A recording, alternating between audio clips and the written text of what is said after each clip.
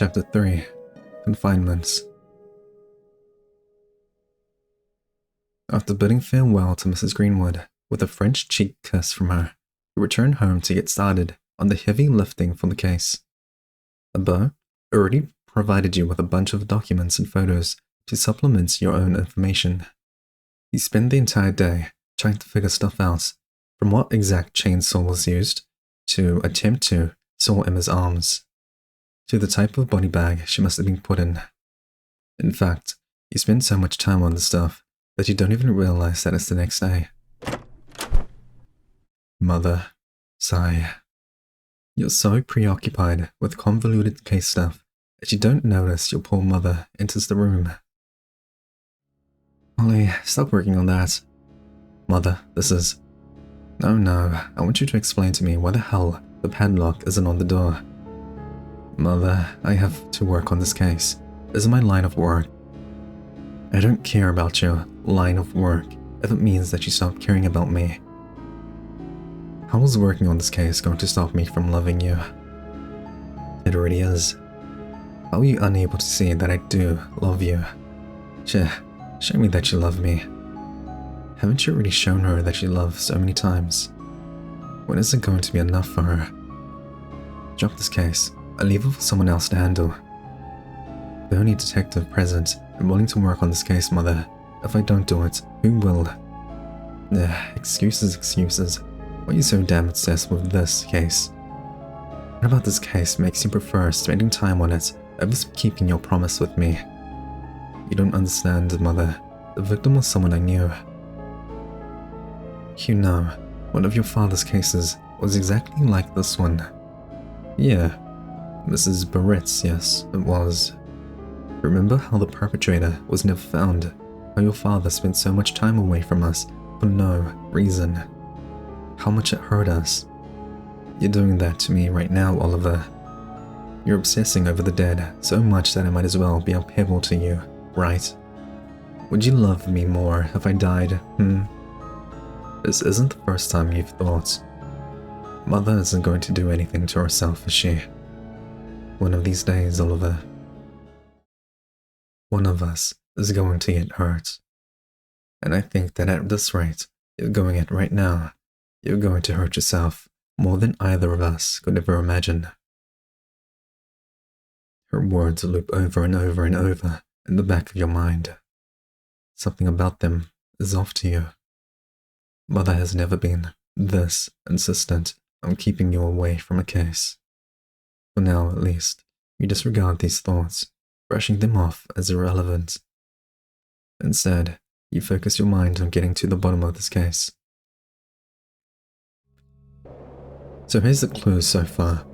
The corpses are the same as Mrs. Barrett's.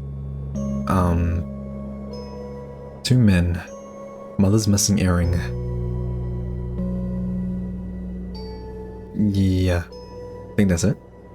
Based on what I know so far, Emma was murdered before reaching Libretto University. And based on what Mrs. Greenwood said, Emma was probably on her way to class when she... So, maybe I should start by searching the alleyway. It's the most discreet place for a murder to occur. We need this cat to move. Come to think of it, maybe if I provide this cat with a box, it will get out of the way. Nope, not offing yourself today. There is a box on the shelf over here. I'm pretty sure it's gonna say like, you can't reach it or something. You might be tall, but you're not tall enough to reach the top shelf. You remember that another co-worker sat here? Marissa Fontaine was her name, you think?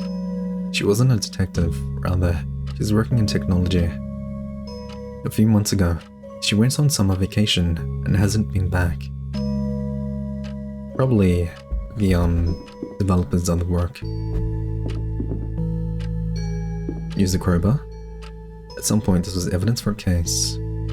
Yes. Got crowbar. It seems as though you have something to get the box.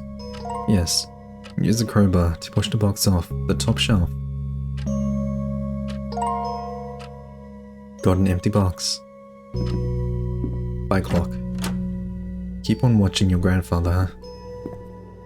You set the empty box down near the cats. They love it. Your cold heart melts upon seeing the cute cat sitting inside of the box. You walk into the alleyway, hoping for some answers. There might be something here. You rapidly turn around and your world goes dark.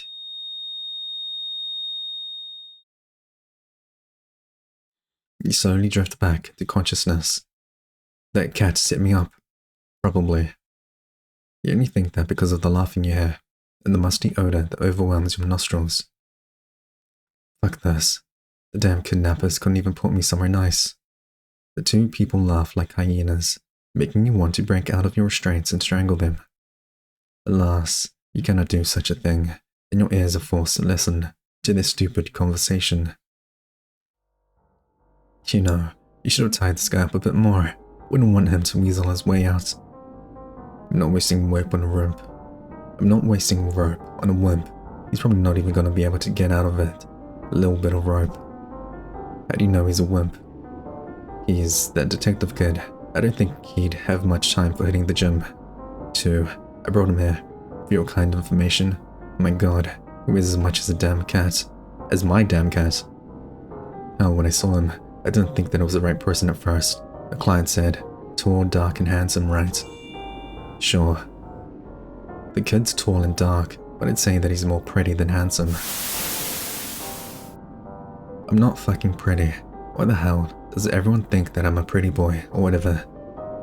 So, what do we do with him? Do we beat him, stab him, burn him, feed him bleach and throw him into Cardinal River, like with the last batch?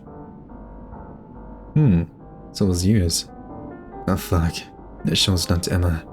Are these bitch boys the murderers?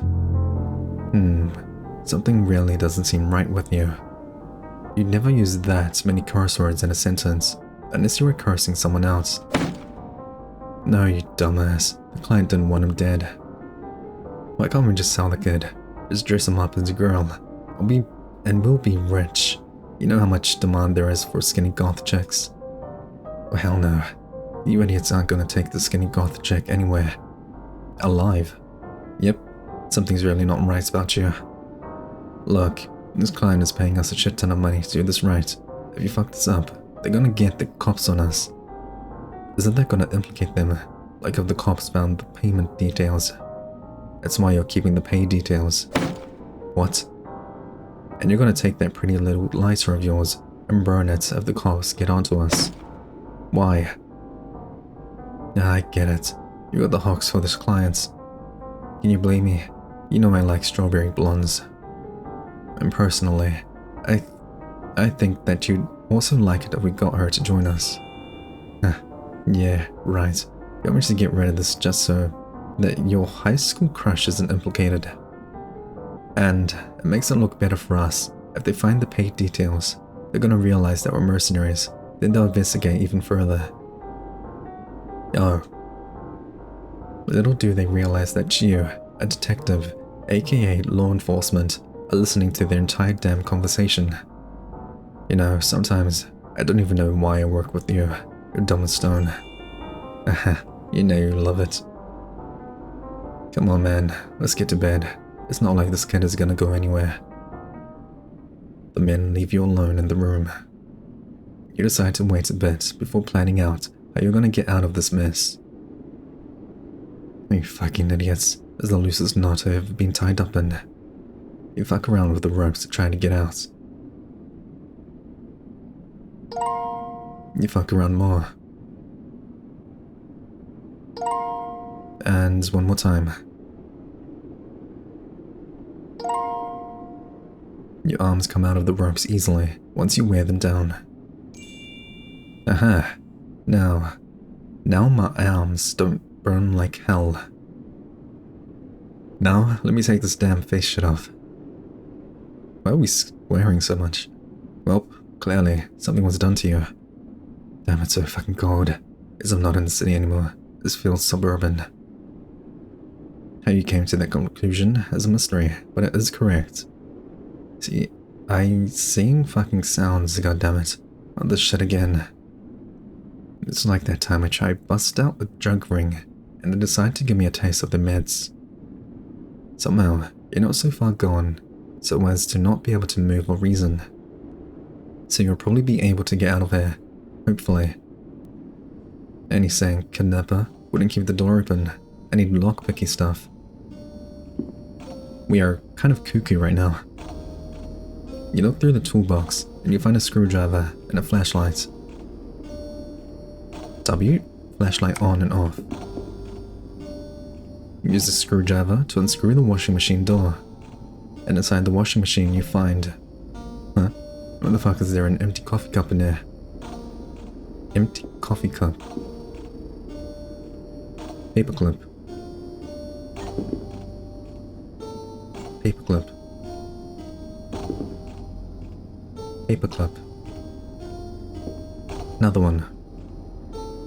So I'm pretty sure when it goes like this, it just means like you can try over and over again to do the QTE. You begin to pick the lock.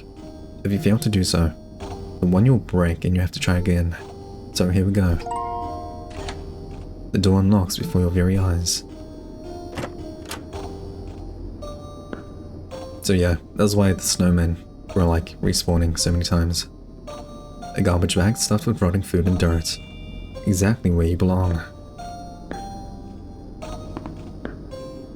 You know, maybe you should put out this fire before the damn oven explodes. Or maybe I want to experience burning to a crisp. I guess that means a dead end. Pour some water. Use the water from the empty cup to put the fire out. And this door's unlocked. An axe. You've got no clue who could be chopping trees here. Use what little strength you have to pull the axe out. You finally manage to get the axe out, though your arms burn with pain as you carry the axe.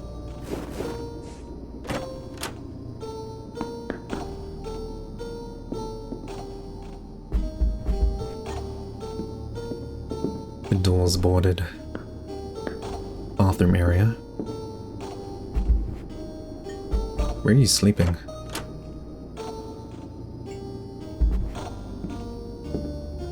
A small closet, perfect for your small lanky body to fit in. Are they not here? Did they leave me by myself? Locked, you need a little key for this door. I guess we could try the shelf over here. The drawer is locked for some reason. You need an itty bitty key to open this.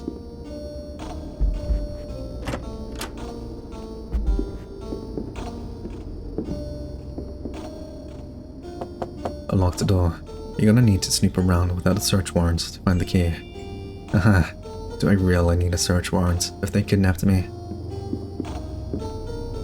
Can we check in the couches? You can see something bulging from one of the seams. Someone's coming. Hide. The closet. Or we could get caught. You're headed now. You're able to see the kidnapper walk right by you. Thankfully, they don't see you.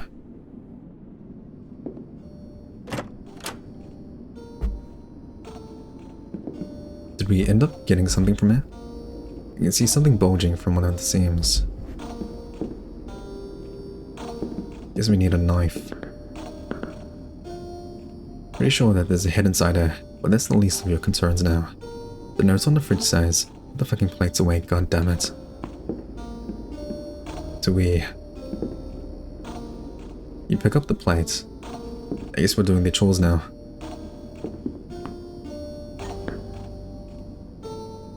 Got a plate. Was Ron in here? No.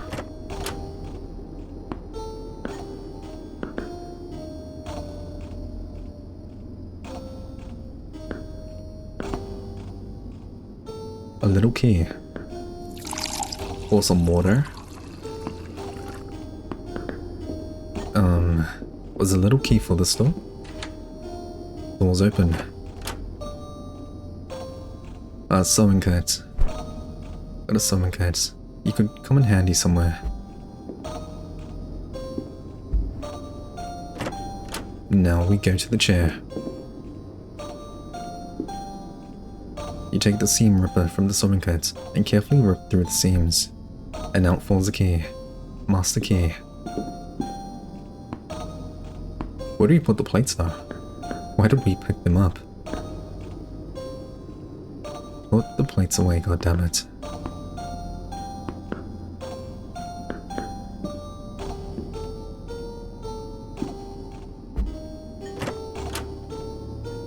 I want the itty bitty key.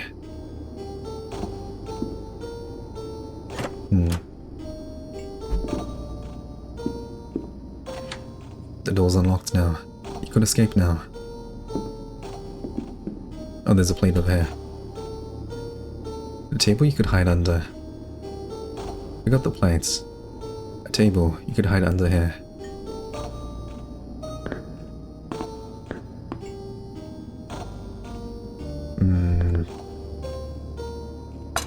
You put a plate back in the sink. Put a plate back in the sink. Oh, and would you look at that? Somehow, putting all of the plates in the sink opened up the lower cabinet. You look inside of the cabinet. A drain cleaner and a wrench. Damn, it almost feels like these kidnappers thought, well, if this dude tries to get out, let's make him do our housework. Right.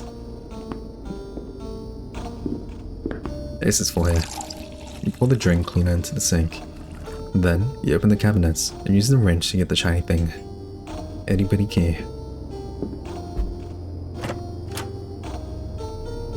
Bravo. You open the drawer with the itty bitty key, and in it you find a yearbook. Maybe I can find this guy's little crush. Some hot woman is meant to be the client, right?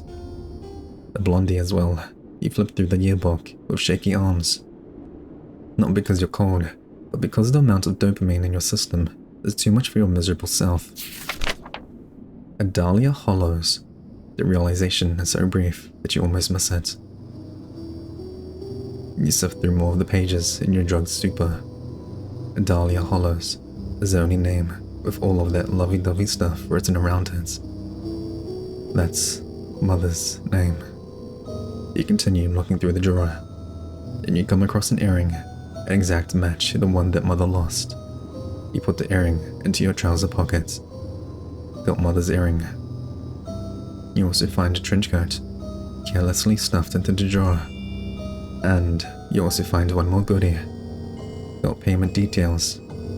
Now, if you weren't drugged and trying to get the hell out of here, you'd be analyzing every little bit of this information. Unfortunately, it's not a luxury you can afford right now. Even while drugged, it's ingrained in your mind that you must focus on the task at hand. And in this case, it's getting the hell out of here.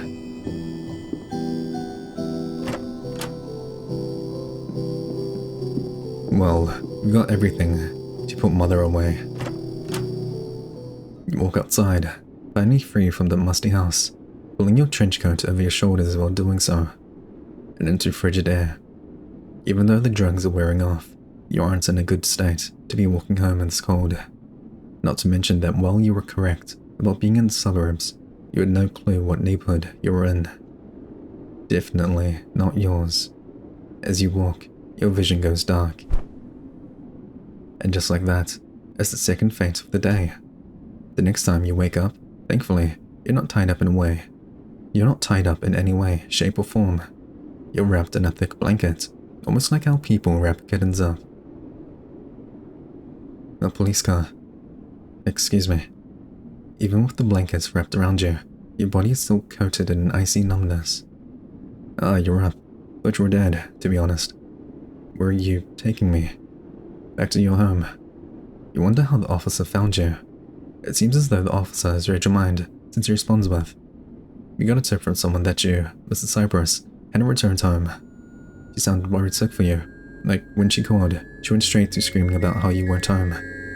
She told us that you were probably doing drugs at a friend's house, scaring her because you weren't home." Drugs? No, it's wrong, I didn't. Yeah, I figured that you'd deny that. You're shit at concealing the fact, though. Your eyes are completely whack. You feel the pace of your breathing increase. I mean, looking at you, if I'm being honest, I thought you'd OD'd or something, then we would have had to tell your poor mother. I didn't. You're so exhausted that you can't fight against what the officer is saying. Heck, you sound almost like your inner voice, which you're really not so keen on fighting. Your two friends are fine, by the way. We questioned them about everything, and they just said that they had no clue about you ODing. To be quite frank, one of them seemed pretty scared upon hearing that you might have been dead. You don't feel like you're in your body right now. It's just like when you realized that Emma was dead. You feel like you're watching some awful, comically twisted movie. You wonder if you even experienced any of that.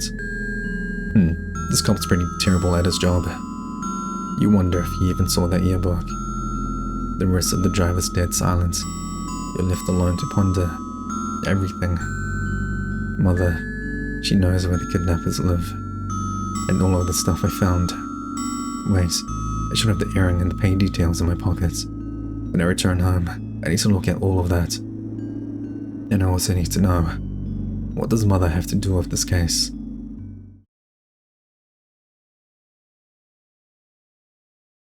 This is the end of the chapter. A little short.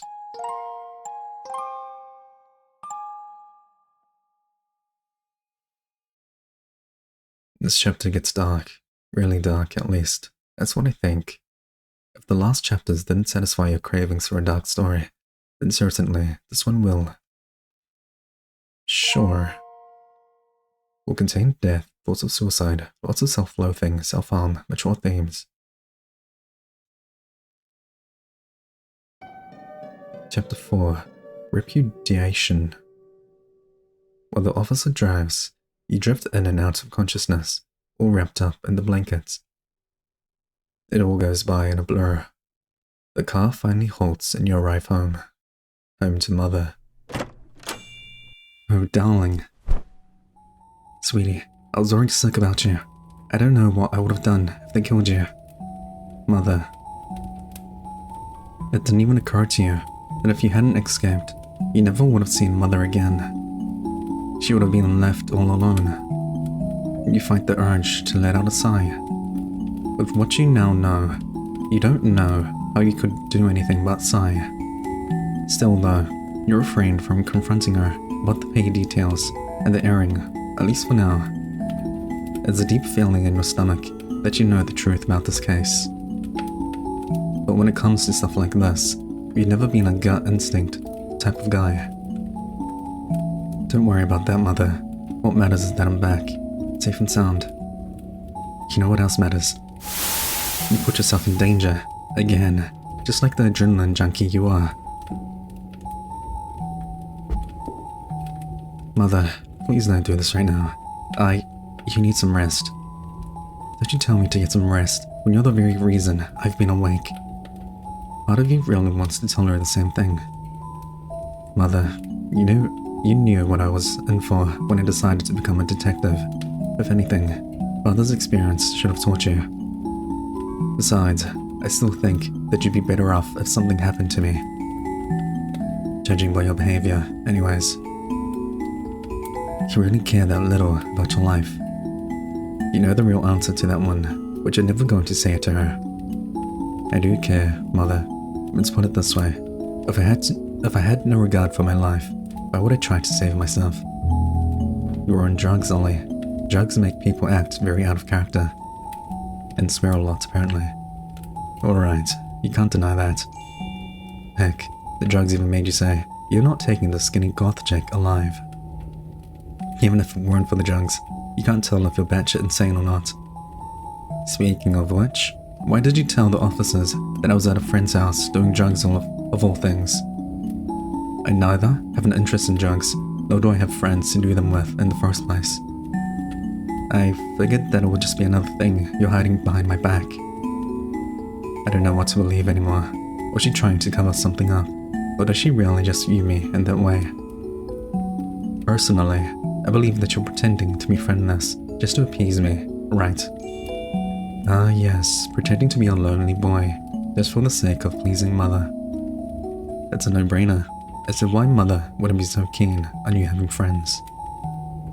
But there's no reason for her to get so riled up about it when you don't even have any. And what we did was dead or killed. It's just like earlier, even when you're saying it as it is, she never believes you. It makes you feel maybe you do have friends in some weird way.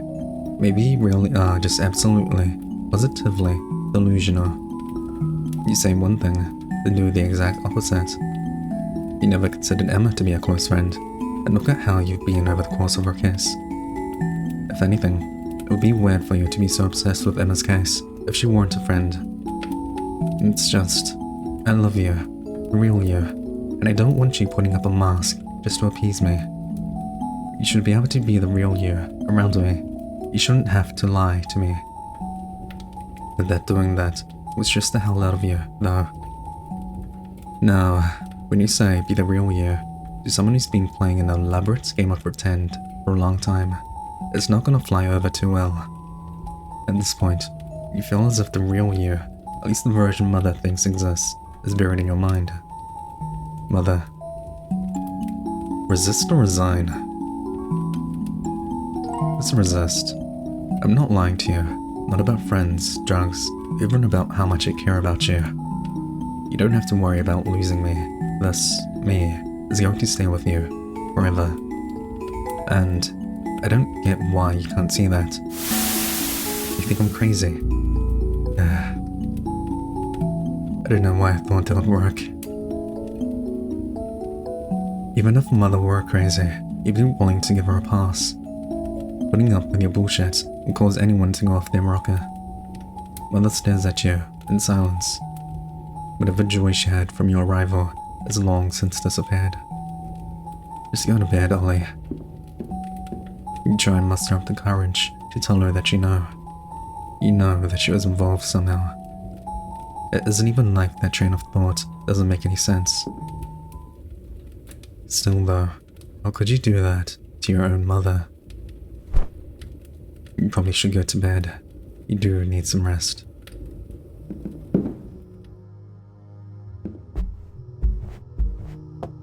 It seems like the door is locked. You press your ear on the door, hoping to hear something. You don't know what you want to hear. Sadly, Mother's voice is too muffled to make out what she's saying.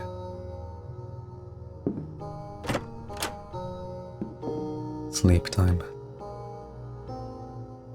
Part of you thinks it'll be a terrible idea to sleep right now, not when the perpetrator could be right under your nose. You begin to look at the payment details again, hoping that the Adalia Hollows in the yearbook wasn't your dear mother. Sadly, the billing address is the perfect match. No, this can't be right. There's no fucking way Mother could have been the one behind all of this. Right? Even if I'm not going insane. What would be the motive for such a crime? Sometimes there isn't a motive for a crime, or at least not one you can discern at a glance. Sometimes it really is just that the perpetrator was batshit insane. This is different, and you know it. Why would Mother go out of her way to hire someone to take Emma out? That doesn't sound like an impulsive kill. I need to sleep. Maybe the drugs haven't worn off yet. Yeah, we know that's a load of bullshit, you fucking coward. You fall asleep very quickly, thankfully. If you ever want to confront Mother about what she's doing, you're gonna need to be in the right headspace.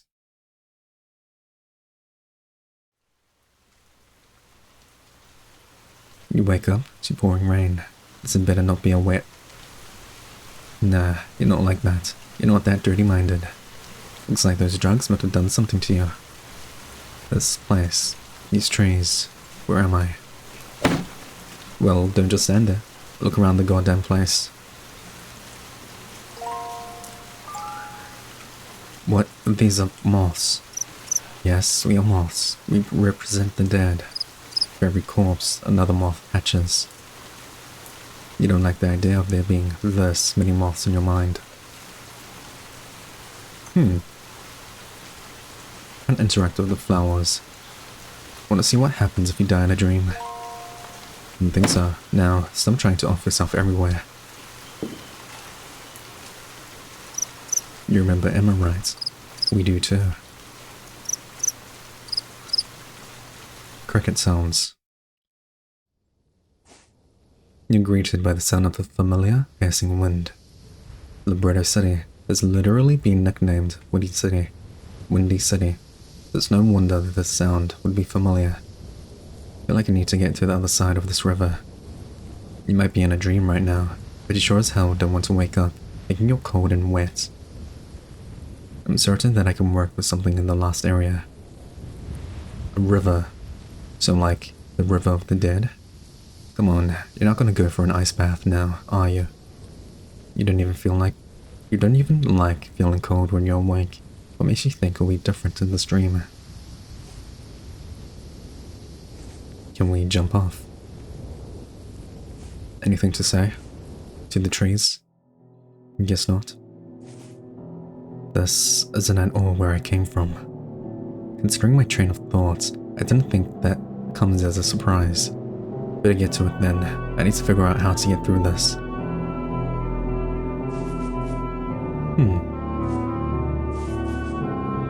You removed the rope from the wooden pole. Hidden path. Got more rope. More rope again.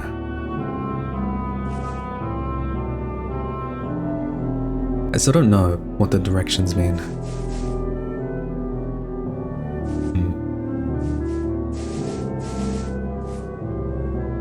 Activate this teleporter. Sure.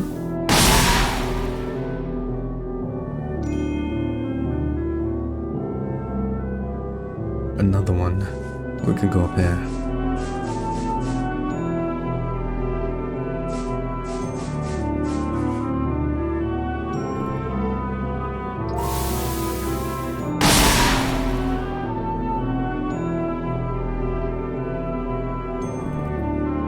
We're just trapped.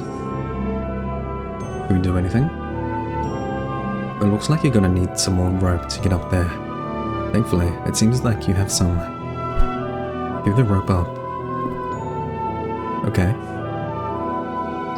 Sure.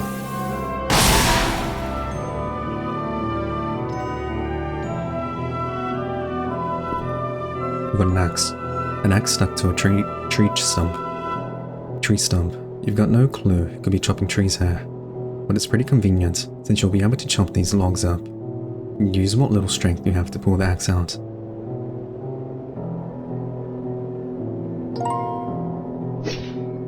You finally managed to get the axe. You got an axe. Sure. Hopefully we don't need all the rope.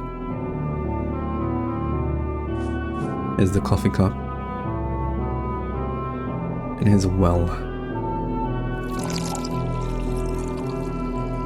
The bottom is an inky void, but you hear the faint gurgling of water. Leaving you with an empty coffee cup. Can we just chop it over here?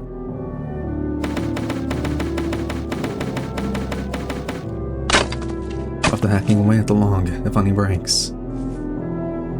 Looks like you'll need some rope to get up there. Threw the rope up.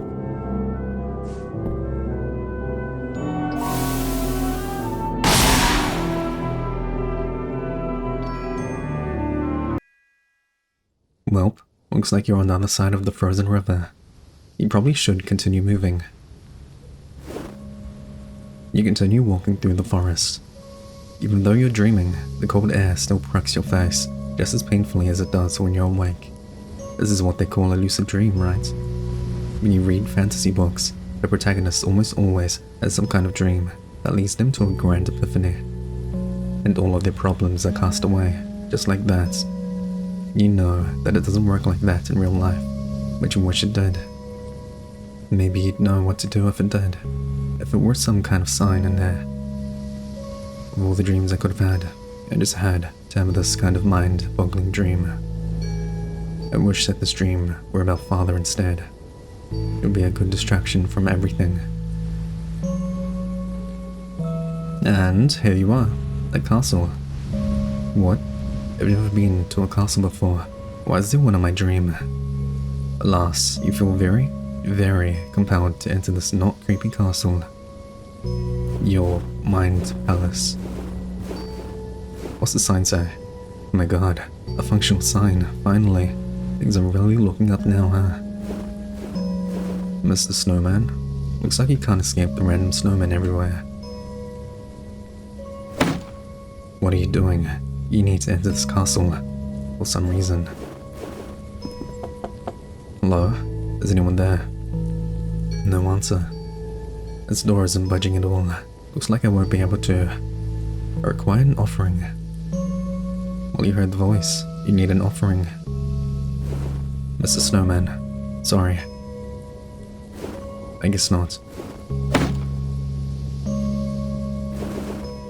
Can we go down? What about the bird? Oh, Pointy. I bet you couldn't heal yourself with this. Yes. You heard the voice. You need to offer something up. You want a coffee cup? What about an axe? Carrying this around, you look like a serial killer. Can't hang yourself with this. Oh.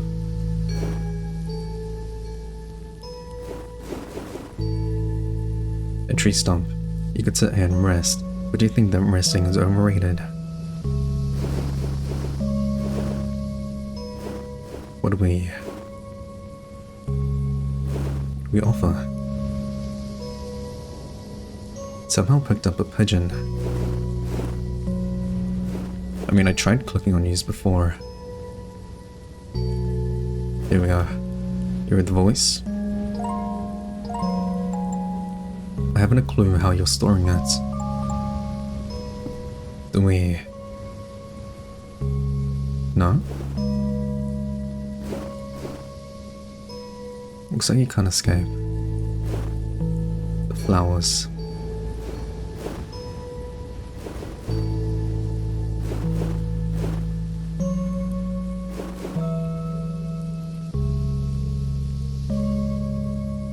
So we've got pigeon and flowers now.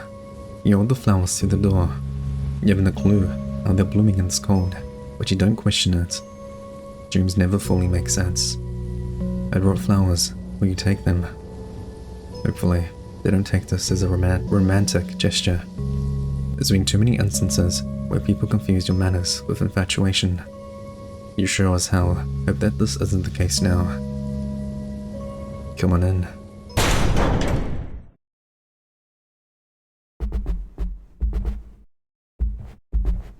What is that? That's a rope.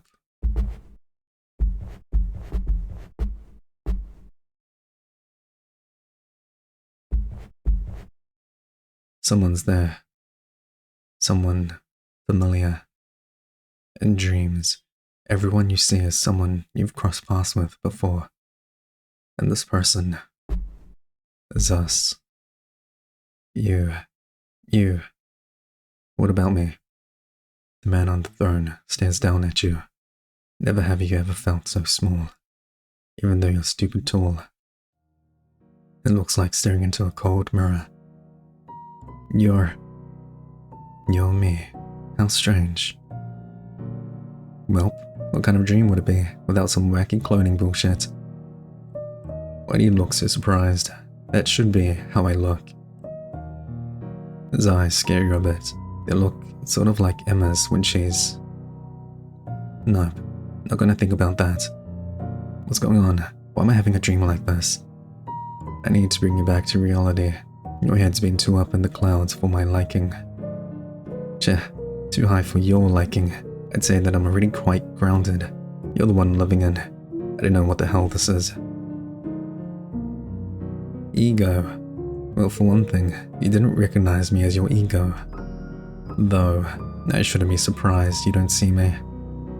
You're sitting atop a throne. How could I not see you? This old thing, we both know that it's nowhere near as grand as the throne other egos have. He speaks as though you know what the hell's he's going on about. You sort of get where he's going with this. He still sounds like a maniac though, just like you sometimes. In all honesty, it's your fault this throne's so small. Constantly tearing us down and whatnot. How could I ever recover from your beatings? This little talk with your ego is reminding you a little bit too much of the last time with the shrink. Could you please stop? Kill yourself then. Look, there's rope up top as well.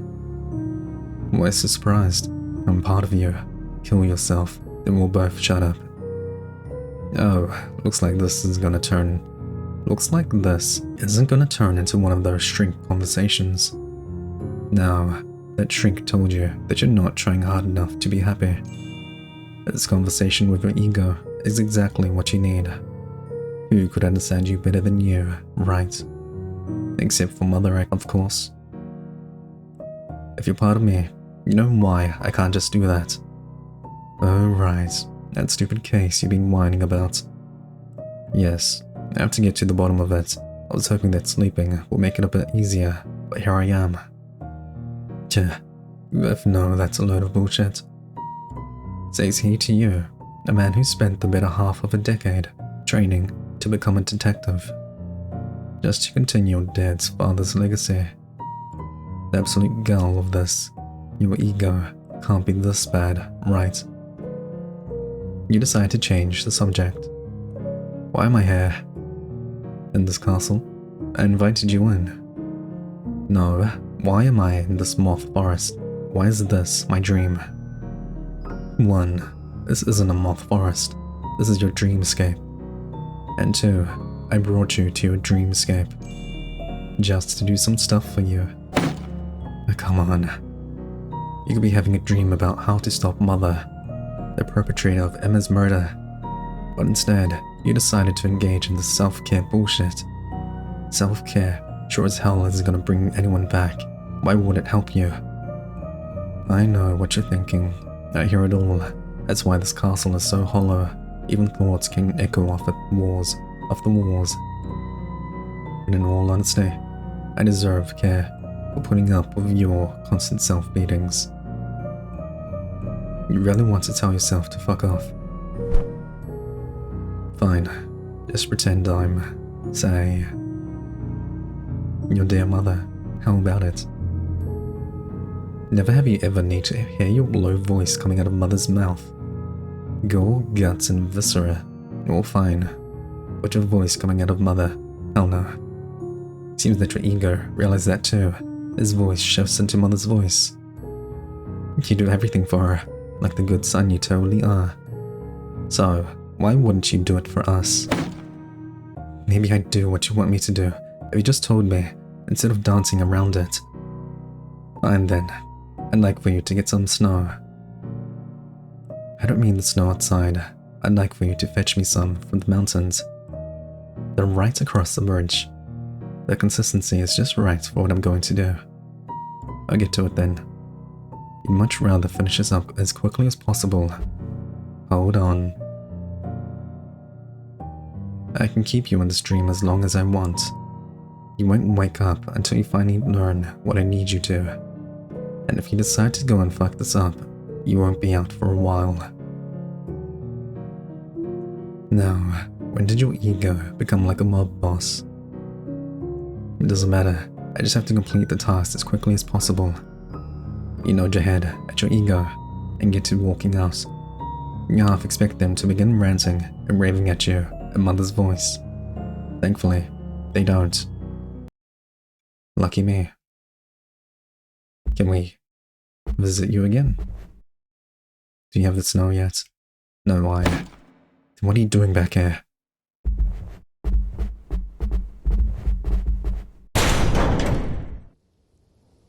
Seems like the snowstorm's died down a bit. Well, what am I waiting for? I should head over to wherever the mountains are. Let's see. My ego told me it's to the left across the bridge.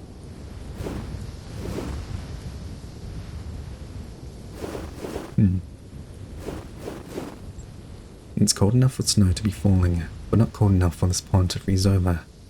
Either way, you don't want to go diving in there. You're gonna wake up cold and wet.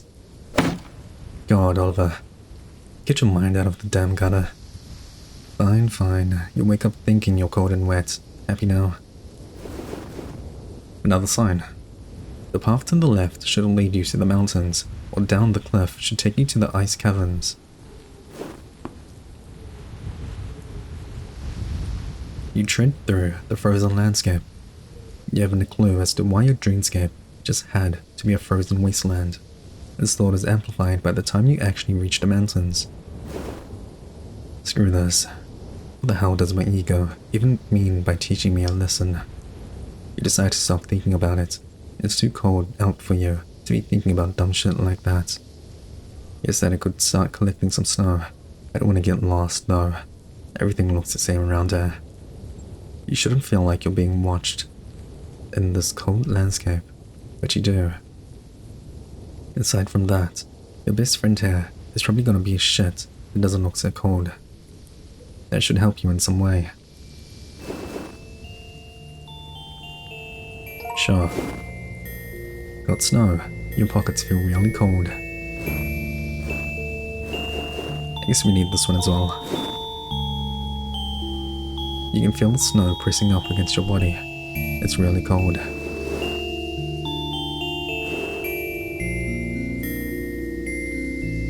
Hello, I? Got snow. So what are the red arrows?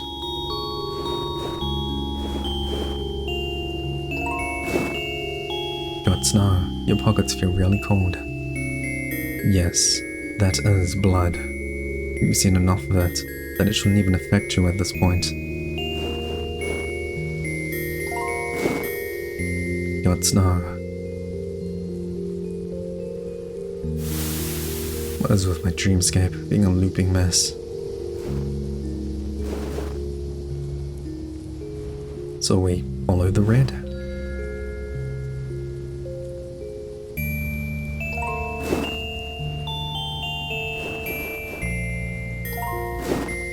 More blood. Yes, that is blood.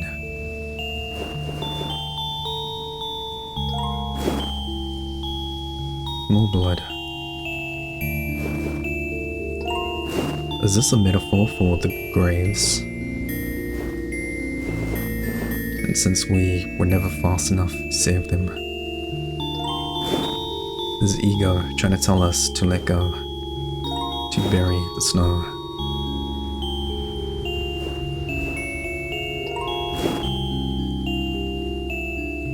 And goodness, your mind just loves gory shit.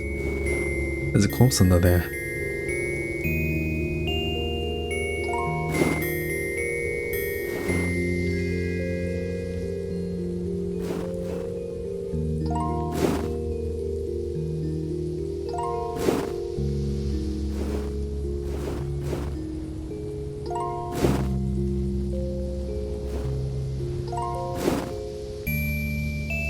Just normal snow.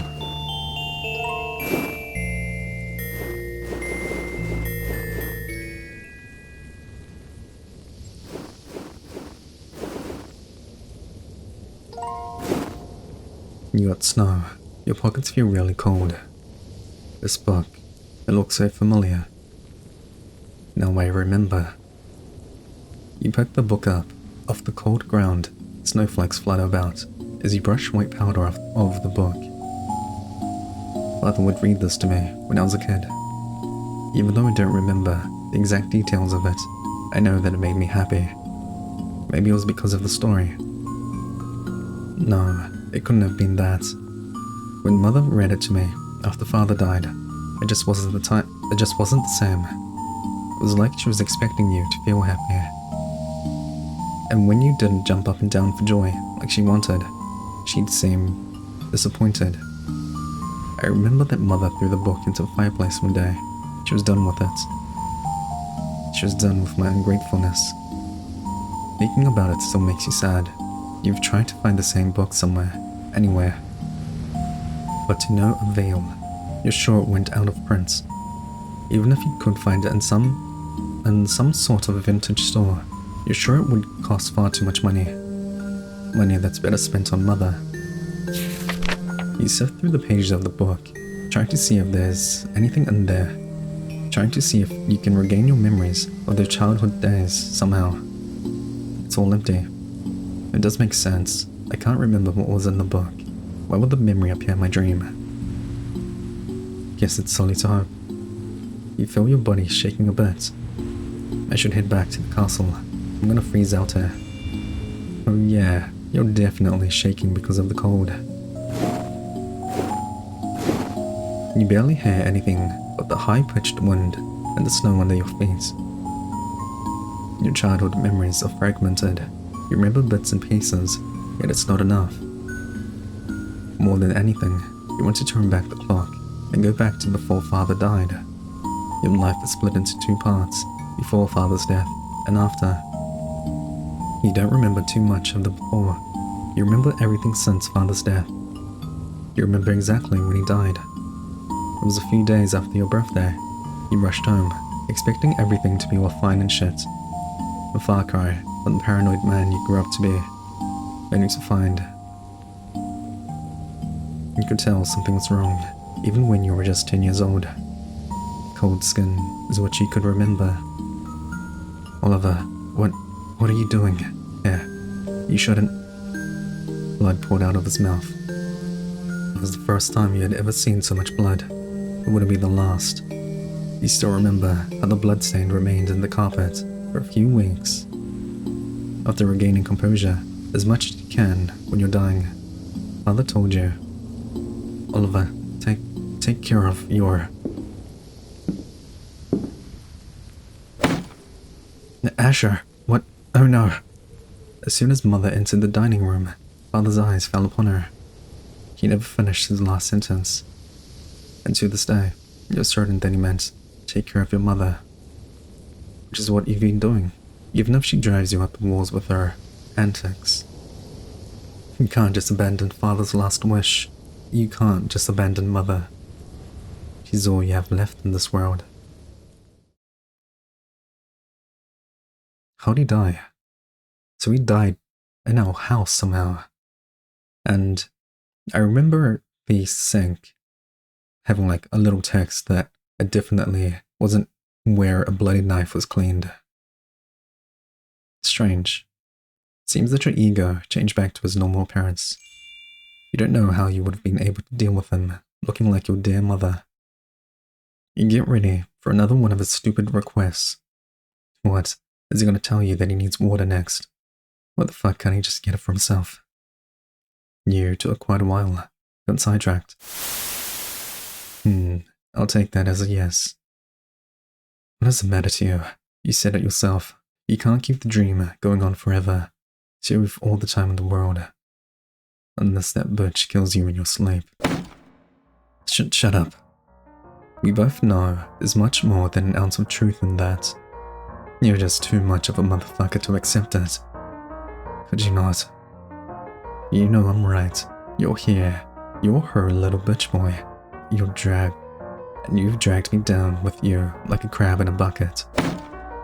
Well, could you not call me a motherfucker at least? Your ego's having a blast watching you lose your cool. Fine, but you really need to stop doing everything she says. It's undignified. And how do you suppose I do that? See, if I don't have the answer, you sure as hell don't either. Just go fuck yourself. Nope, not gonna go fuck yourself.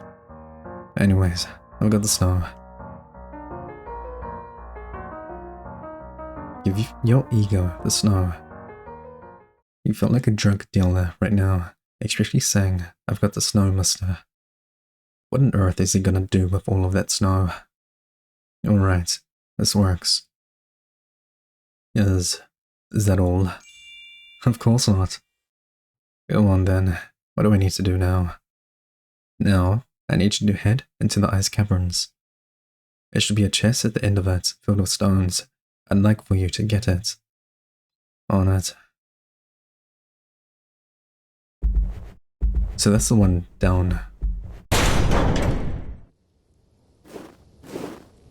This doesn't feel like the right path. Looks like you can't escape the random snowman. Oh, there's a rope here.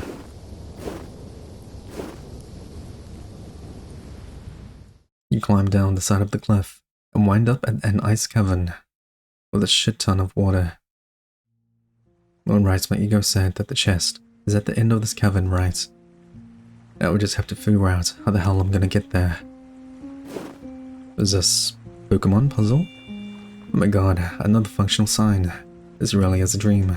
It reads, freeze every ice flow to clear the path ahead.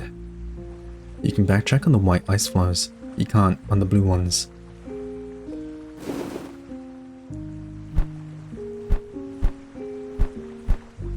Okay.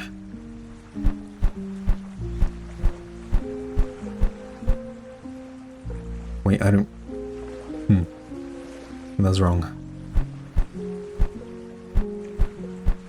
I have to jump on everything, right? Can I just jump off on a reset? Yeah, so you kind of fell in the cold water. It's like hell. Thankfully, it didn't kill you.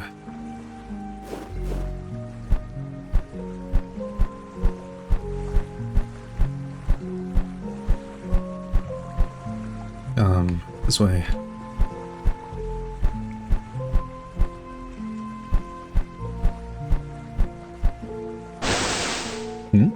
Looks like the waterfall stopped. Ah, that was the same sound effect. I was confused. There isn't anything blocking your path for this room.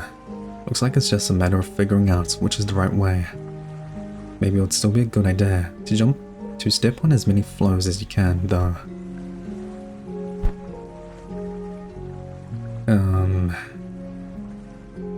How do we do this?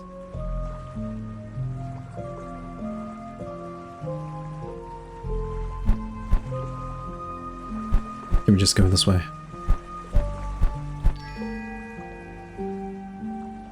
Well, waterfalls block both sides. Thankfully, I doubt you're gonna have to freeze every ice flow in the room. Probably only every ice flow on whichever path you take. Red's this way. I still don't understand which way's right.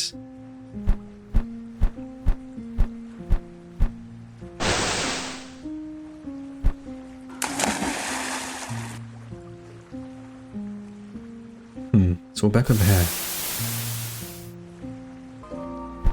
We'll try this way.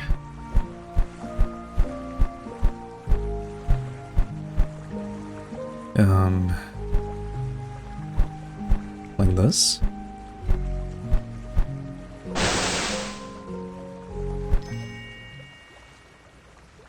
You managed to reach the end of this godforsaken ice cavern. Finally. You open up the chest to reveal the stones you need. Glad that's done and over with. You put them into your coat pockets. Strange. Hi. Out comes a hand trying to grab at you. Thankfully, you didn't fall into its grasp. Still, the hand remains. Friend. So there's this feeling of your body being scanned by leering eyes. You walk the hell out of the ice cavern, trying to ignore the eyes blinking into existence. It isn't very comforting. This denial of yours. Mrs. Lucia wouldn't be too pleased with how your coping habits have deteriorated. Although, the last therapist you had would probably be happy with you manning up. Therapist. 2 years ago, probably. Or our father? Would anyone believe me if I told them? You went outside of the office with Mother. You just celebrated your birthday this week. Most people would think it's weird to have therapy appointments at this time. You think you have a pretty good reason though, given what happened on your birthday. Even then, you wanted to speak with Mrs. Lucia anyways. But the looming dread of adulthood. Everything about it scared the crap out of you. When you hit 18, all of a sudden, you need to be even more put together. You have to know how to do everything without even needing to ask how. At least when you're a kid, you're the safety net of, oh well, I'm a stupid little kid. Of course I don't know how to do this. That excuse turns moot once you turn 18. Not to mention that Mother can legally kick you out now onto the cold, desolate streets of Libretto City. Obviously, if that happens, you're either gonna die of starvation, getting railed by random people, getting stabbed, or anything from an endless array of possibilities. You're thankful that she didn't kick you out. You thought that would be her gift to you for turning 18. But you can't tell if that actually happened, if what actually happened is worse or not. It's still lucky, though, right? Lucky that Mother loves me enough to deal with me.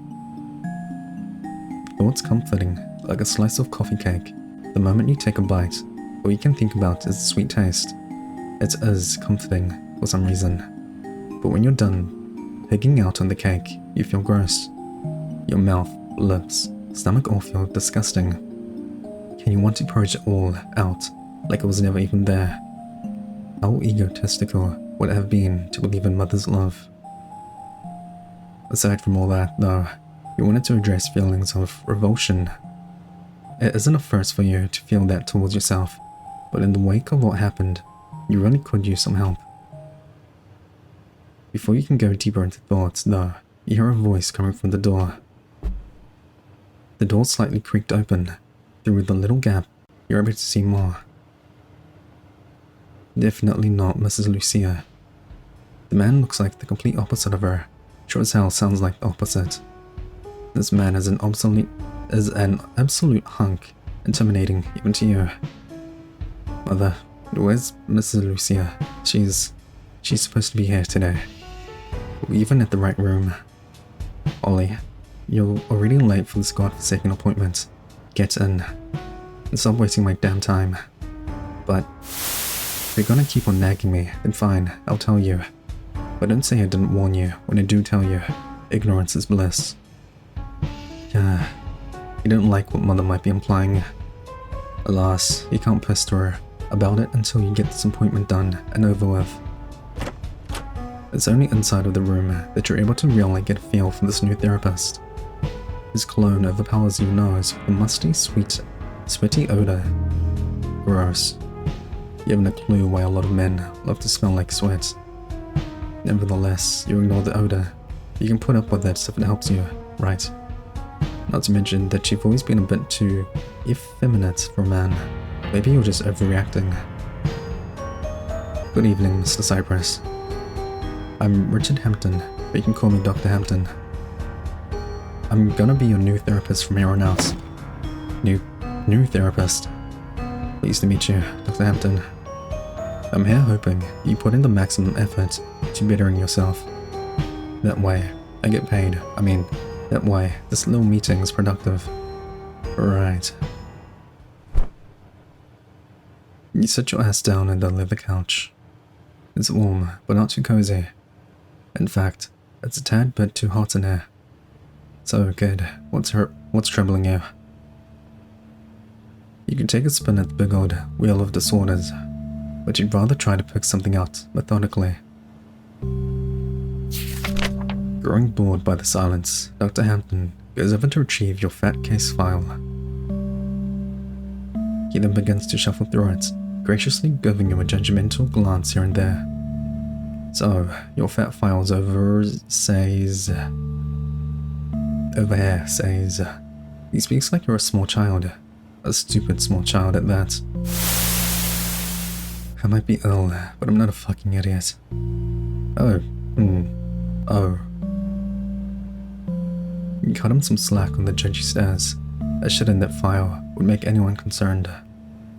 Hell, you're sure that if any precinct got a hold of this file, you'd be blacklisted from every detective agency in the city.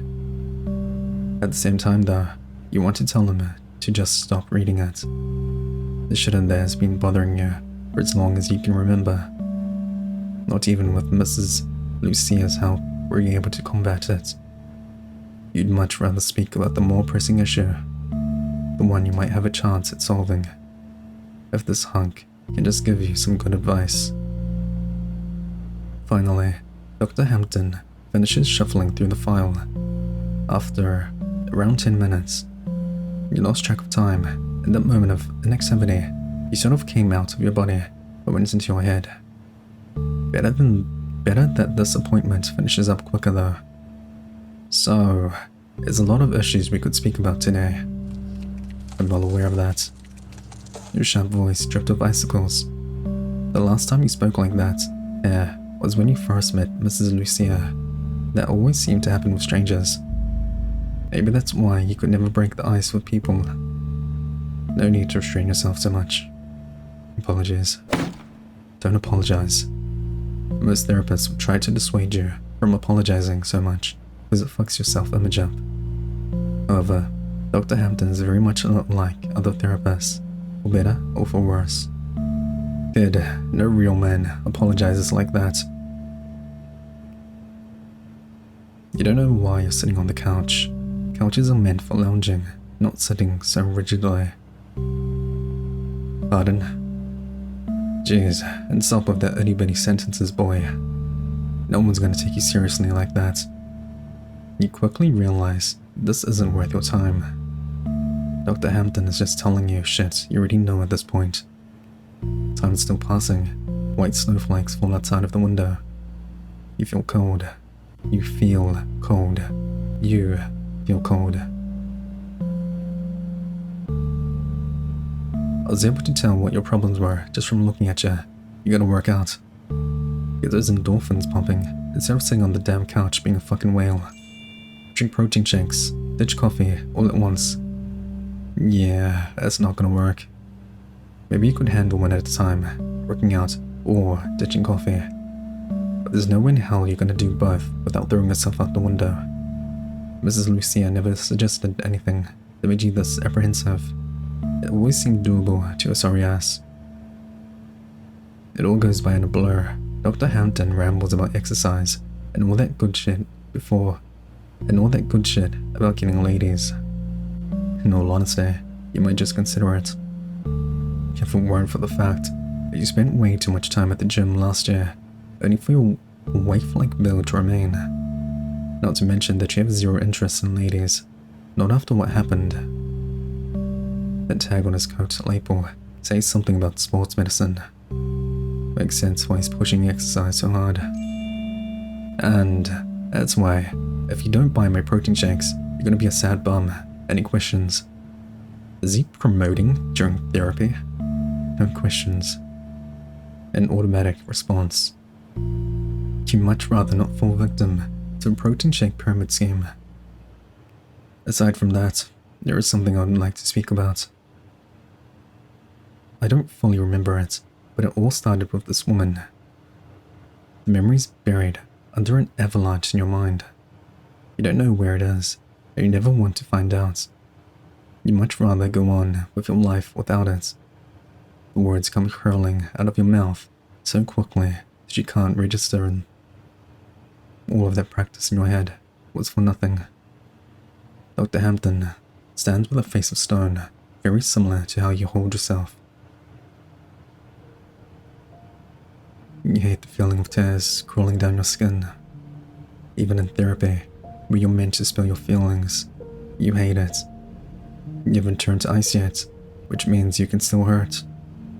Tears are the perfect ammunition for people seeking to do harm. The only positive is that they help people empathize, right? The warm tears are all that keep you from zoning out. In hindsight, you wish that you had zoned out. You're one lucky man, you know. I'm what now? A shivering voice breaks out from your lips.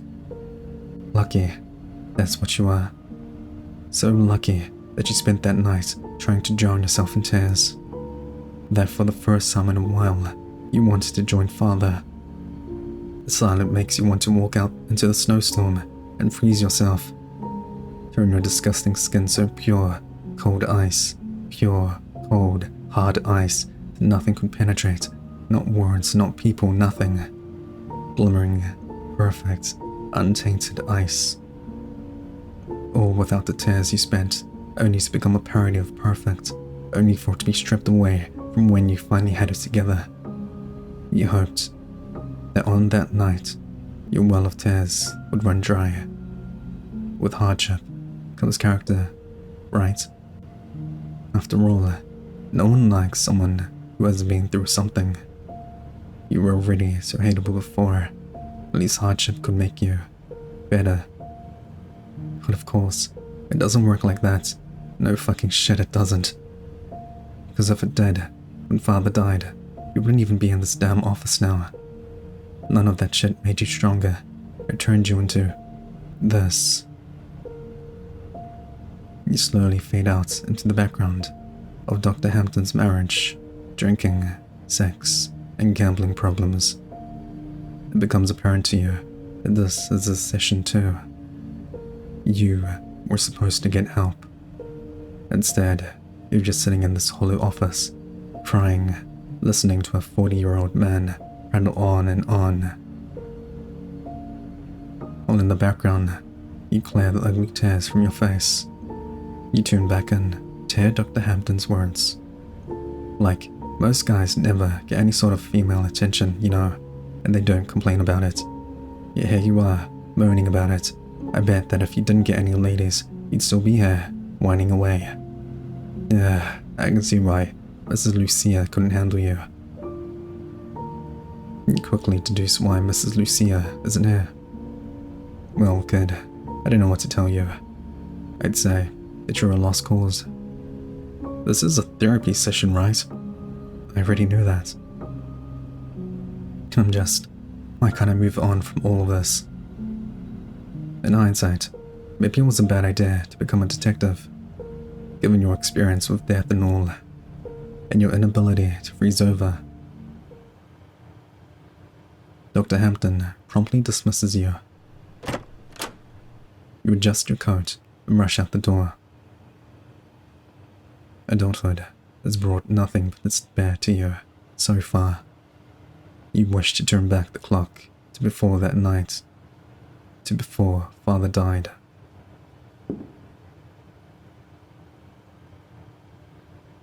So, how'd your session go? You hope that she didn't notice the dried tears on your pale face. That bad, huh? Can we speak about it outside? Mother looks displeased. Very standard for her. The two of you exit the office. The wind wails, carrying small, white snowflakes through the air. People always say, snow makes everything look so whimsical.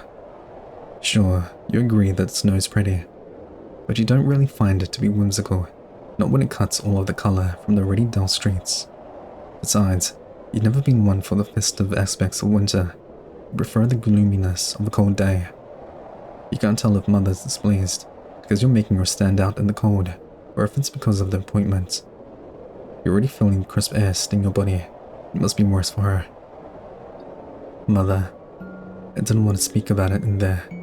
Not in there. Don't talk about your new therapist like that. What I don't get is why you didn't tell me about this new therapist beforehand. Oh really, I did mention that Mrs. Lucia wasn't here. You should have pieced it together. You made it out like she was on break. Did I now? Or are you just trying to shove the blame on me? You could have at least told me before the appointment. It's no wonder Mrs. Lucia's taking a permanent break from you. She told me herself, you're an adult now, with zero signs of improving. A woman couldn't handle you. Can you blame her? So, here's the thing I don't get most of the time. When people turn 18, they don't just suddenly become an adult. They're still the same. Not even Mrs. Lucia had faith in me, huh? Alright, so you switched me over to Dr. Hampton. That makes sense. I'd like to know why you didn't tell me. Oliver, if I'm tired of you, what makes you think other people will put up with you and your issues? And bingo, hit it right on the head. That's what everyone and their mother's been thinking. Why do you waste every part of Mother so much? Her money, time, energy, her love. What's the point of any of that if you're never going to change. I'm a bad mother now, right? Mother, this doesn't have anything to do with your parenting. And why are you looking at me like that? How else am I meant to look? For one, you're not supposed to be getting all sensitive with me. I'll stop when you tell me why you didn't give me any notice about Mrs. Lucia. And here we go again. I had no time to prepare for this new therapist. I really wanted to get something off my chest with Mrs. Lucia. Why not share it with me if you're itching to let it out? I don't want to burden you. So now you care about burdening me and all that shit. Even though you already made me burn money and time on the sorry excuse of a therapist. You know that I have a degree and I'm your mother, and I should be more than qualified to hear your problems. Sometimes you feel much like how father felt when it comes to mother. And that's more than sugarcoating it. You'd much rather mother stop caring. The more she worries about you, the worse you feel. The two of you get into a taxi and drive the heck away from the office. Thank goodness, no way mother is going to walk in that cold. As you gaze out the window, you feel cold sweat creeping down your back. Ollie, sweetie, what's wrong? Part of you wants to tell her about how she's made everything worse for you. About how her lack of understandings made you feel even worse about everything. About how what she did to you is going to follow you to the grave. If mother hadn't switched you over, today would have been perfect. To get it all off your chest. You know that by the next appointment, if you even have one, the memory will be clotted like a scar. Her finger barely grazes your coat. Wow, just wow. Mother whispers, not gently though. You shrink into the corner of the car. Gazing at the snow outside makes you wonder if its purity would cleanse you of everything. You're so boring, Ollie. I'm your mother, for goodness sake. Your ego remains atop the pedestal. All the while, something looms above you. You see it. It's scanning the hollow throne room. You decide not to mention it. So, I see you have it. You gave him the weird-ass stones. To you, this feels like one of those stupid book plots where the protagonist has to fetch arbitrary shit to make stuff happen, like those plates we had. You're getting all misty-eyed. Don't bother with the mask and hair. I know every part of you. Why am I reliving those events? Could you at least tell me that much? Don't look at me. I haven't a clue either. How come I can't remember half of my childhood while those memories resurface? Why am I able to remember every detail of those horrible memories? You know what they say in journalism 101. Bad news means good attention. Same thing applies to what we remember. Look, I don't make the rules when it comes to what we remember. But it isn't so bad. You know, a little something called learn from the past, not fuck up the future. You know, learning that nothing's gonna work on that woman you call a mother. I don't know why any part of me would feel that way towards mother. Does there even need to be a reason you still feel it?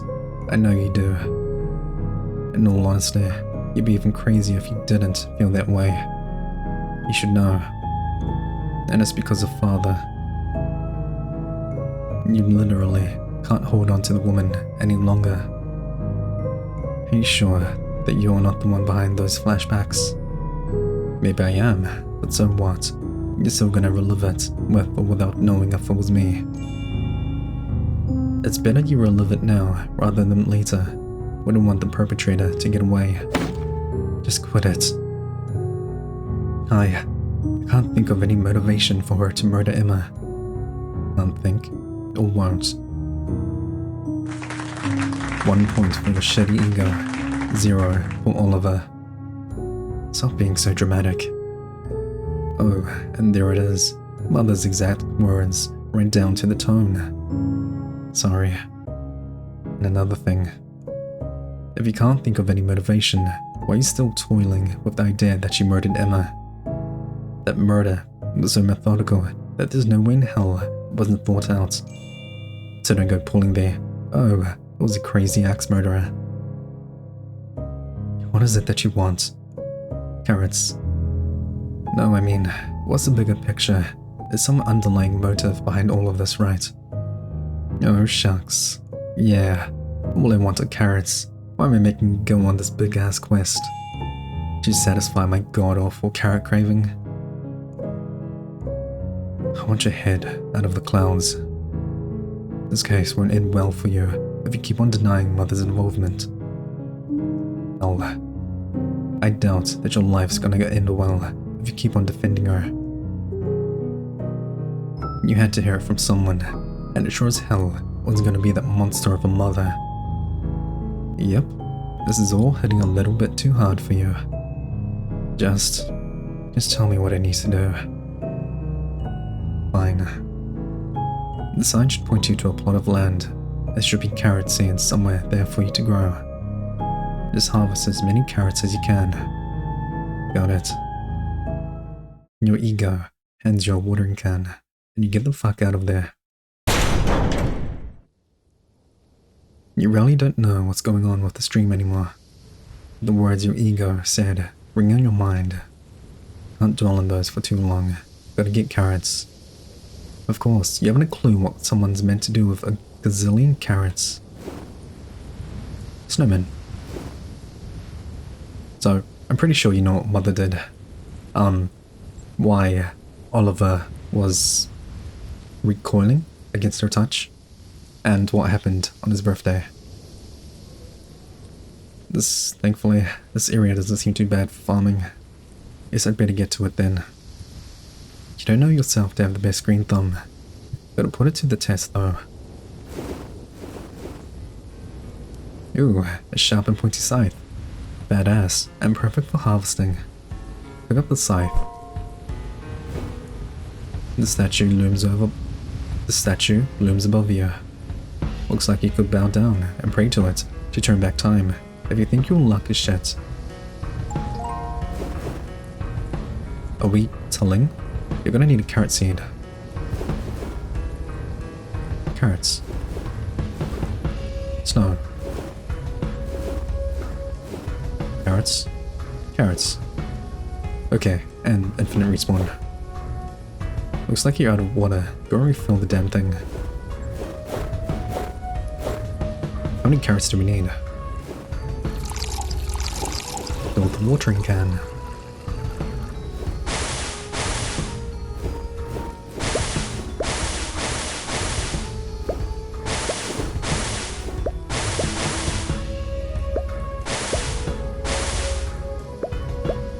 Harvest the hand. Sure? You get into a position to choppity chop chop. Oops. Well, you absolutely fucked up the harvesting, and you're a bit happy about that.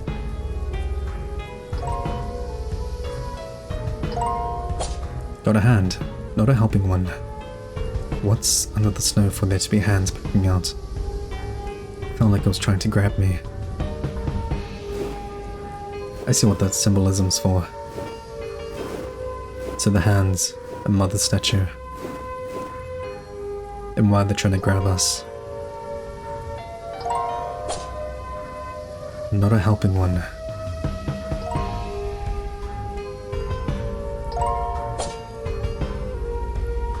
I know that the hand in my pockets shouldn't be moving, but it feels like it's gonna crawl up my skin. Still though, I'd rather know where it is than not know.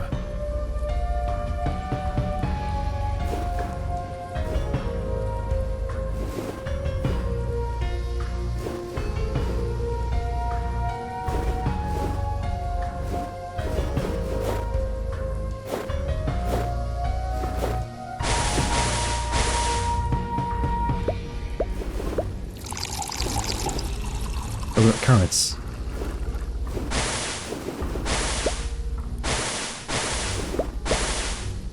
Maybe there's two routes. You got the routes where you get the carrots and you get the hands.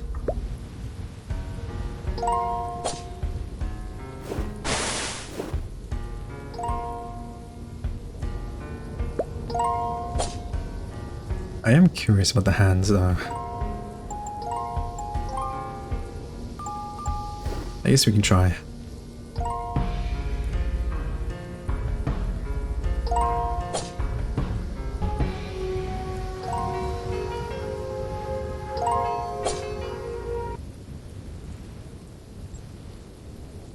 The hands, they feel like they're moving into your coat pockets. And they watch your fragile body. You somehow feel they see right through the thick coat and sweater. It's too familiar. Like the way she looked at you. Vague images in your mind of something you wanted to keep buried. Your numb body crumbles to the ground. You hate how visible you are in the snowscape, like a black spot on a white canvas.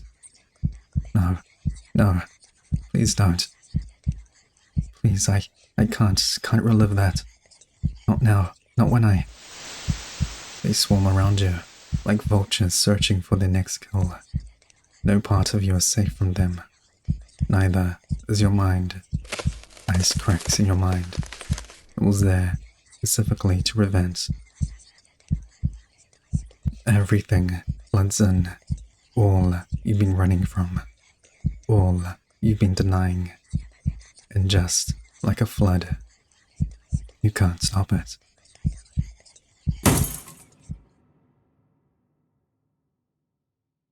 On your 18th birthday, after a long day out with Mother, you return home.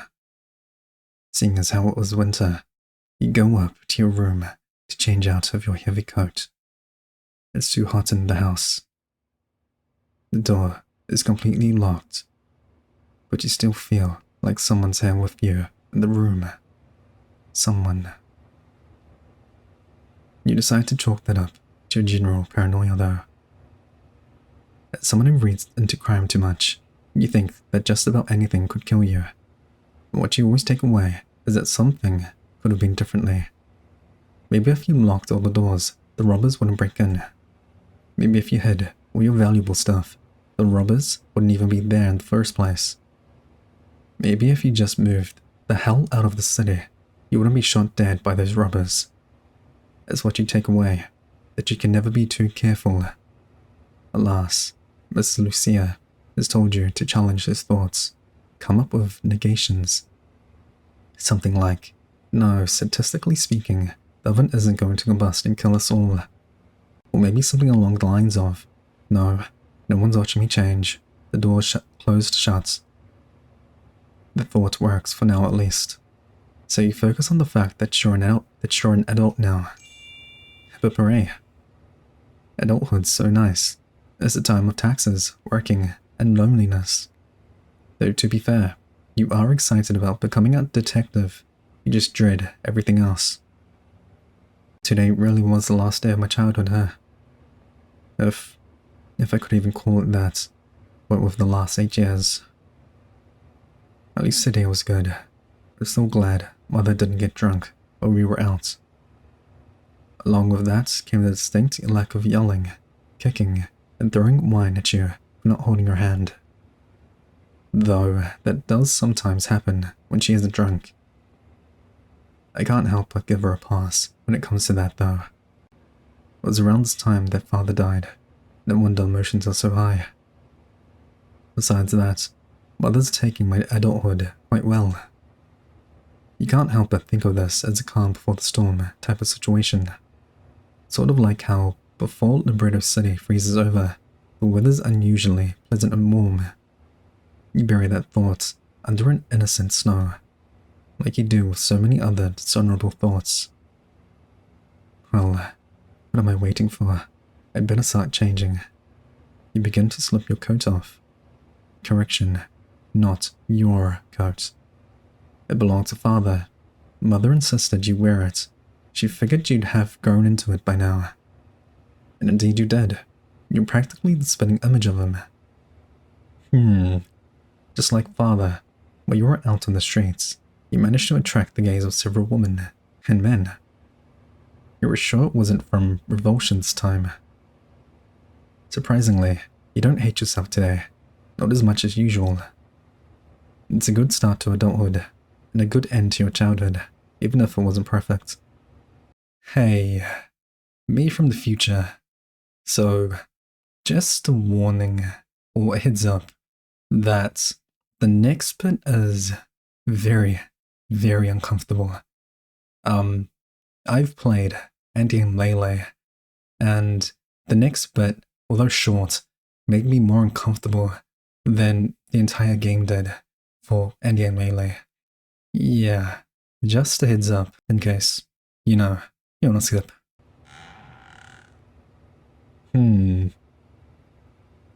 Mother? Doesn't occur to you that she's watching. Mother swings open the door, with a rather cross expression glued to her face. You quickly shrug your coat back up.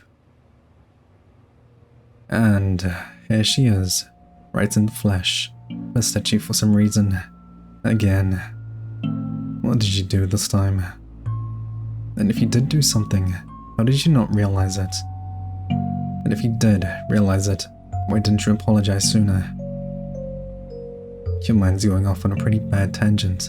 You genuinely don't know what you did this time. Which is pretty normal for you. This time, you really can't think of any reason. You just can't have this one day without her going off on you, can you? Oh, Mother, what are you doing here? This is my house, Oliver. My room.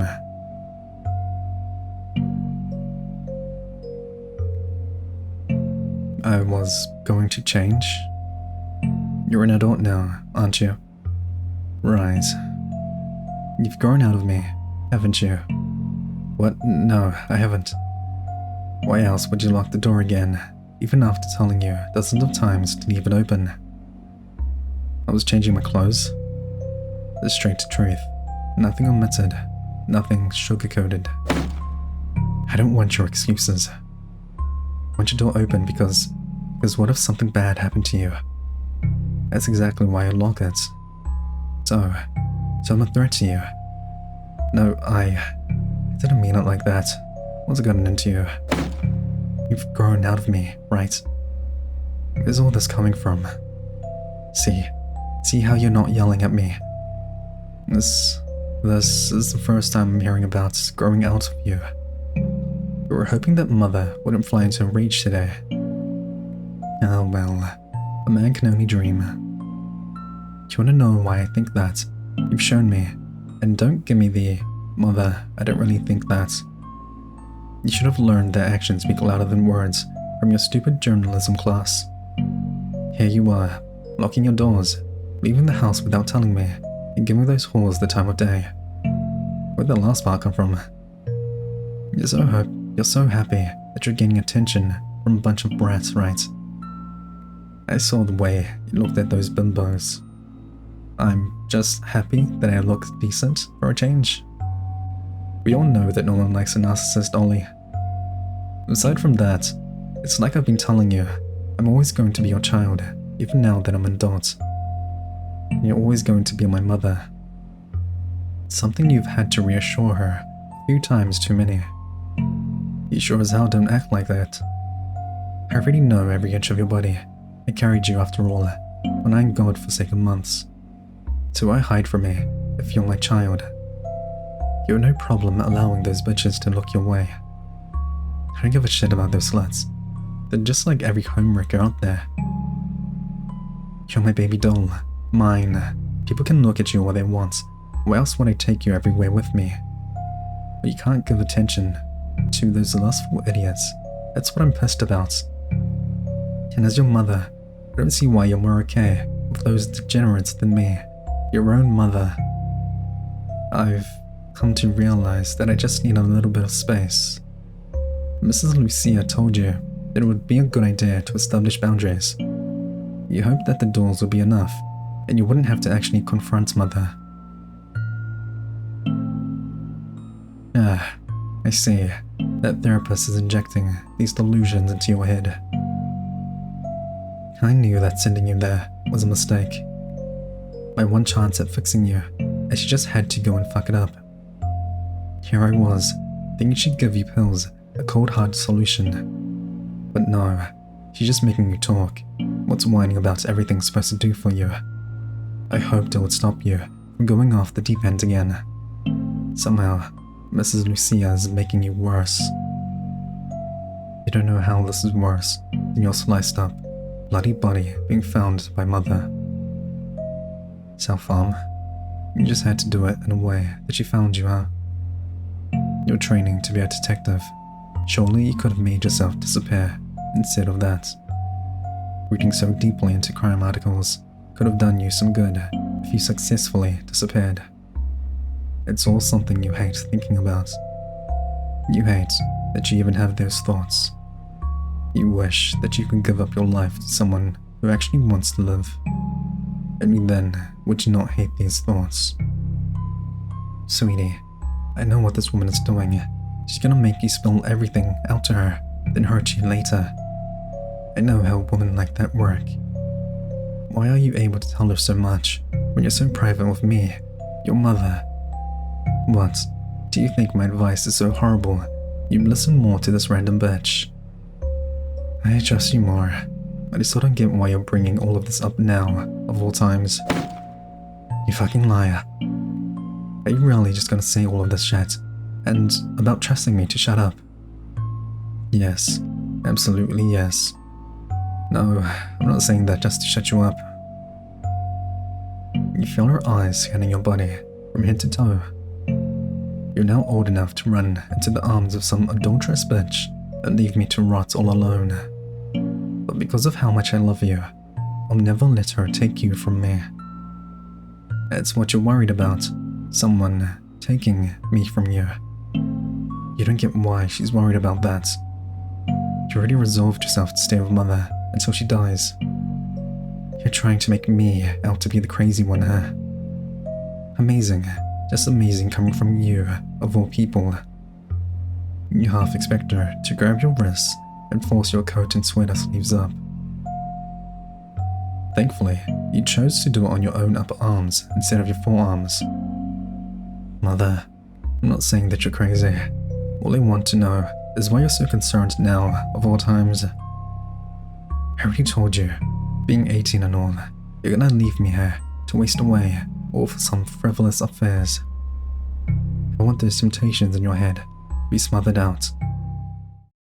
Now, what were you doing before I entered? Changing, right? Go on. If you're gonna treat me like we're equal, you should have no problem doing that. Like a deer in the headlights, you freeze up. What's with the hesitation? Don't want to do it. No. The fight won't get you anywhere. Take it off. Off comes the dark coat. Even with the sweater on, you feel like a bird without its feathers. Her gaze tells you she's dissatisfied. Off comes the sweater. A horrible mistake, really. Oh, Oliver, what have you done to yourself this time? What would your father think? You could have been him. You should have. You just had to go and do this to yourself, huh? You need to learn to be grateful that I'm here. You're my baby doll. I get to dress you up and down, and if you are to my liking, I'll make you become what I want. You dissociate from most of it. Not the worst parts, though. Mother throws you into a room, to the bed you used to come to for comfort as a child. You aren't allowed to wrap the blanket around yourself. So the centipedes crawl up your skin. Mother put them on you. They came from her. Slowly but surely, they burrow into every bit of your being, and they hold on tight. You beg her to stop, to which she laughs. You deserve this, she says, for daring to grow out of me.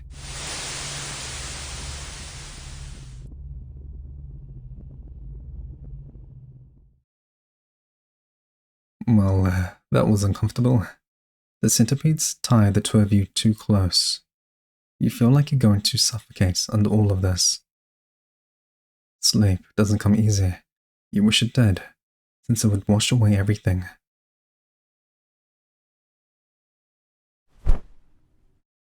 You don't know when Mother's going to wake up. You hope she doesn't wake up to your crying. Ever since then, so much has been ruined for you. Showers couldn't be enjoyed without seeing your tainted body. Every time Mother kissed you, you felt like the centipedes were crawling all over you again. So, if you remember at the beginning, when we first met Mother, and she said she loves us, we were reluctant. So that's why I was so confused in the first chapter, since we were getting kind of mixed signals if we loved Mother or not. Which now makes sense. It worked though. The centipedes anchored you to her. After all of that, how could you be away from her? How could you be an equal to her if it meant that you had to be her son and she had to be your mother? Who else would take your tainted self other than Mother? You tried to bury what she said to you under snow. It almost worked, but you could still make out their silhouette. Oliver, Oliver. You snap back to the now, pain throbbing in your head. You half expect your ego to begin giggling at the sight of you, crying. What is it that you want now? You want to give him a piece of your mind, reminding you of all of that. You were so close to burying it. He pulls you into a hug, much to your surprise. I get why you want to bury it all. It's easier than reliving it. You bury your head into his arms. I'm sorry you have to go through all of this, but you can't keep on denying what happened. Just like you can't keep on denying Adali's involvement in Emma's murder. I don't know why we stay with her when she does that to us. I don't have anyone left. She does hurt me a lot. I don't know how much more I can take, and it's been like this ever since Father died. And if I don't stay, I really will be all alone. You know me best. Everyone I care about just disappears, except for Mother. Father never solved Mrs. Barrett's case. I never saw Mrs. Lucia again after being transferred over. And Emma, Besides, it was Father's last wish. I have to take care of Mother. I have to stay with her. What if I told you that assumption was wrong? All we heard from Father was, take care of your, before seeing Adalia, right? He never finished his last words. He loved you more than that monster of a woman. I know he did. That's what I wanted you to realize. That maybe, just maybe, you're tying us to her for no reason. All of your memories of her, they've all been horrible. How can what she did bring us closer to her? We now have an easy way to get her away from us. There's no way in hell she didn't order the hit. What makes you so certain? You don't see it. You do see the motivation. Ever since you saw Emma's torn up breast, it's been in the back of your mind. Emma liked you. You gave her the time of day. That's all it took for her to end up under Cardinal River. But you didn't like to think of that and how it tied back to your 18th birthday. It makes you feel grosser than usual. If you just send her to prison, you'll be free from the chains that bind you to this broken family. What do you say?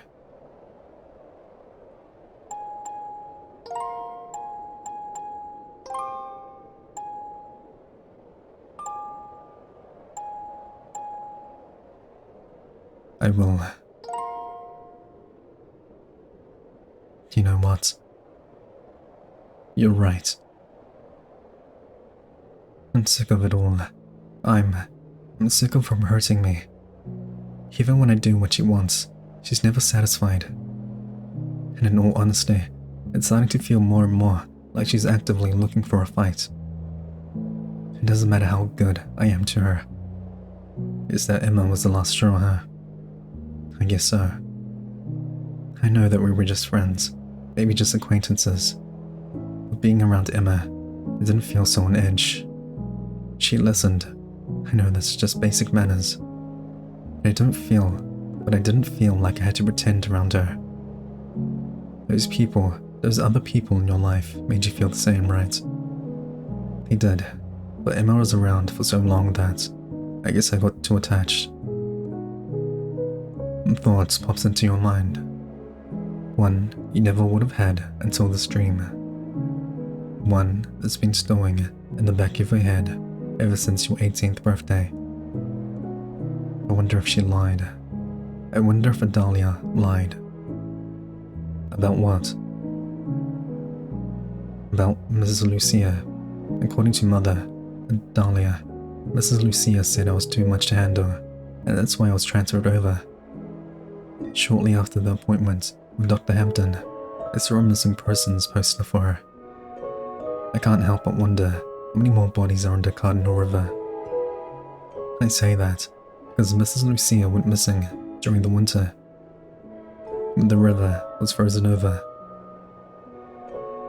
You know how I only found Emma after going under myself? It wouldn't shock me if there were more bodies. The longest time, I thought that it was all my fault. That maybe I was the one bringing misfortune to them. Exactly what Adalia wanted. I don't know how I didn't see any of this earlier. It's staring me right in the face. You're not calling her mother. That's new. I can't call her mother anyway. I can't call her mother anymore. Because when I think of mother, I think of those few times. I think of those few happy times we had together. And I think about how she might love me in all of those arguments. Maybe she did, at some point, in a healthy way. But Adalia is who I'm able to see now. Adalia Hollows, the woman who butchered Emma Greenwood. It's still terrifying. The fact that she's a murderer. No, I mean, what happens afterwards? The house is going to be so hollow without her. I just can't see myself with anyone. That's the thing though. You're never really going to be alone. You remember how when this all started, Dahlia was all pissed about you visiting the graveyard? I'll bet it was all to make you forget that you're never alone. She wanted you to forget that I'll always be here with you. He melts into his arms. What if my last words were, take care of yourself? Slowly, the snowfall comes to a halt. Around the two of you, the frozen forest thaws over. Moths begin to break out of the frost, fluttering their wings. All kinds of memories fill your head. Some of them are horrible, much like the ones you've seen thus far, but the others are of the happy times you've had in your life. Before this moment, your last memories of father consisted of coughed up blood a hospital bed, and a burial. Whenever you thought of him, those terrifying memories flooded your head. Rarely did it consist of the happy times you had together. It was your childhood, the childhood Adalia stole from you the moment father died. The childhood she ripped to shreds when you turned 18. You miss him. You know that this dream will end soon, along with this vision of father. Maybe you'll be able to remember this moment instead of the grief from his death. You hope so. You also hope it will give you the strength to confront her, to put a stop to all she's done. It's not going to be easy, is it? It won't be. But I know you have it in you. I know that you'll be able to let go of her. Just like I know you'll be able to let go of me.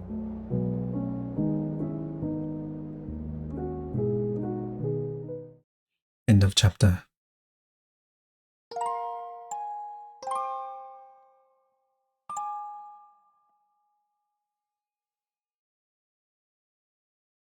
Okay, so chapter 5's not out yet. That's the end so far.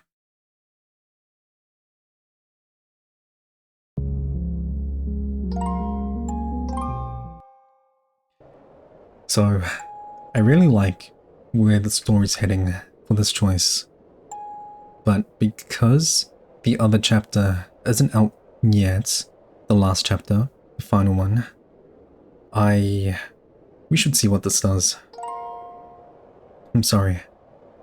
Why? What makes you think I even want to be free from her? I know that somewhere in there, she loves me. You're not really going to try and defend her rights. She knows what's best for me, what's best for us. She's always had good intentions. The words come out with a tremble. Calling a girl to make you stay. Good intentions. All I know is that she needs me. And I need her.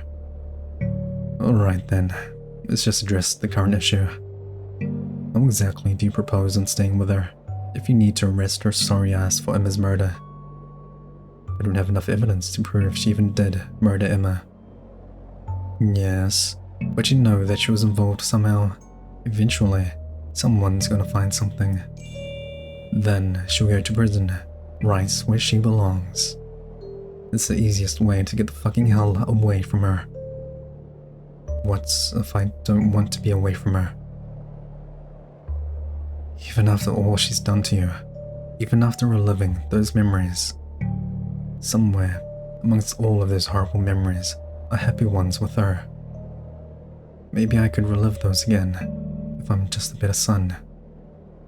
I won't let a few bad memories spoil the fact that we still love each other. Your resolve is undeterred. You're not about to let some nightmare rip you apart from your dear mother, right? That would make you a horrible son. Horrible, horrible, horrible. And if you were a horrible son, she'll dispose of you like the doll you are. Then you won't have anyone. You can't let that happen, can you? You're still gonna try and solve Emma's case though. Her death is exactly why you can't be with anyone else but mother. Your ego stares at you with dead eyes. He almost looks like father, with an expression only mother could make.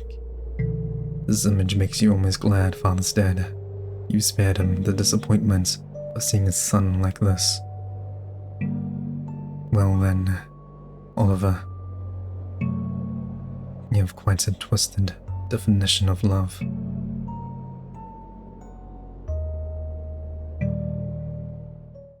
Okay, so it's just the different paths.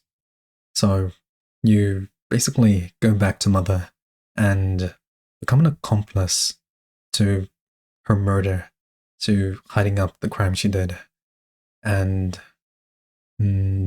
basically giving her all of the attention she needs, and, well, forcing you to show no attention to anyone else but her.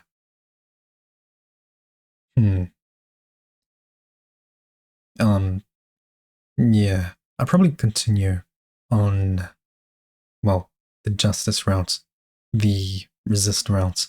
A uncomfortable story, huh? The tones changed a lot. So I kind of already had some thoughts about what was happening, from how the corpse was. The mangled breast basically means, like, sexual affection and stuff. The burned eye, that could mean looking at something that she's not supposed to.